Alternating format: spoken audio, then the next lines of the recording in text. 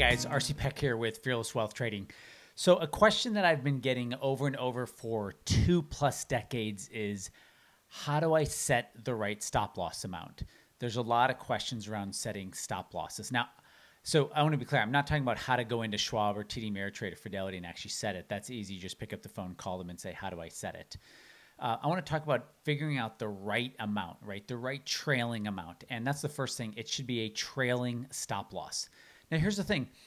Every symbol has its own right amount, which that alone is something that most people don't think. Most people are setting stop losses based on their own feelings, whether they feel scared or mad or sad or glad. They're literally basing the amount on themselves, and that is a huge mistake. Now, I get why people do it, because they say, look, I'm going to go buy XYZ, but I don't want to lose, this amount of money. So what I do is I set a stop loss so I don't lose.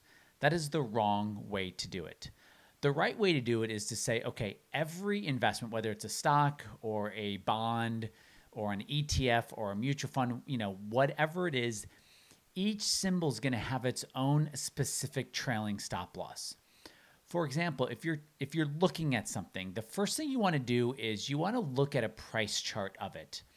And you want to go back and look at its last 1 to 2 year trend as it's trending higher. Now, here's the thing. I think you should only buy things that are already trending higher. So you go look at the ticker symbol. Let's just say it's an ETF. And you look at the last 2 years. And you see when it falls on average 27%. But it stays in the uptrend. But this particular ETF, it just has this personality that when it corrects 27%. So you can do that by going into price charts and measuring the fall. Again, this is not the logistics of how to do it, but kind of the proper way of figuring out the number. So that ETF may have a 27% stop loss, meaning we haven't figured out the stop loss yet, but it may fall by 27% while it stays in its uptrend. That's what you want to do. You want to visually look at the symbol. You want to pull up a price chart and you want to measure its falls while it stays in an uptrend, right? And every stock or ETF or any symbol is going to have its own kind of rhythm to how it goes up, corrects, goes up, corrects. Okay, now some rules of thumb. So one is stop losses should be based on science and back testing. They're typically anywhere between 16 and 33%. 33% is actually, in all that research, 33% is actually the best stop loss, which should lead you to believe like, wow, stocks most of the time want to go higher and you have to give them room.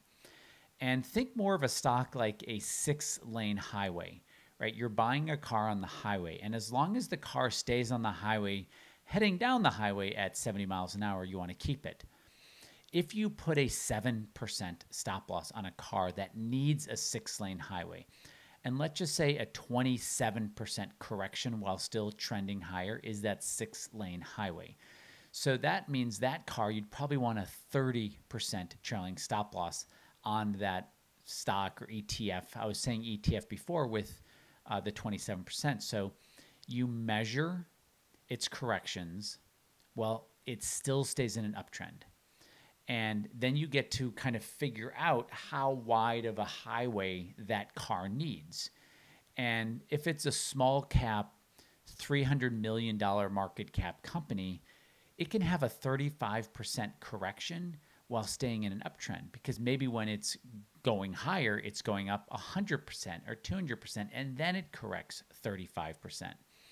So looking at each individual position or each individual symbol and measuring the stop loss based on the symbol. That's a huge takeaway that I really want you to get.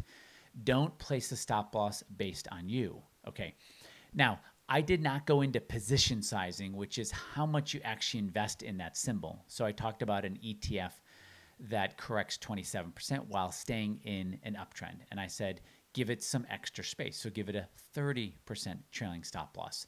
We have not gone into how much you should put into that investment. Clearly, if you have $1 million in the market and you put half of it into that symbol, there's no way you're probably saying to yourself, I'm going to allow a 30% loss. But that's a position sizing question and not a stop loss question. The reason why people set the wrong stop loss is because they're putting too much into a stock or an ETF or position, right? And they're not getting that they're buying an investment or simple that has a 6-lane road. It needs all that space to move back and forth as it stays in the uptrend. And they put way too much money in, meaning they do a wrong position sizing.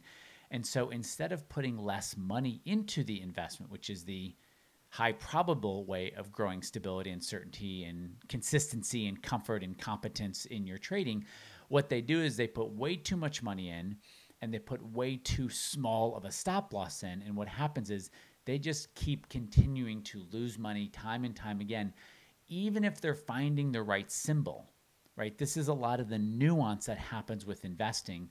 And unfortunately, a lot of people are always teaching you to be really rigid, like you got to be this way. And most of the time in life, it's really kind of having that nuance. And it's like, oh, okay, I'm putting too much money into the symbol.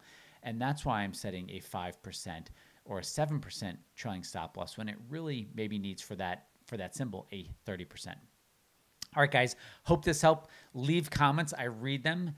And let me know what is working and what is not working with you and your stop losses. So thanks so much, guys. Subscribe, and I look forward to seeing you on the next video. All right, guys, again, this is RC Peck with Fearless Wealth Trading. Take care.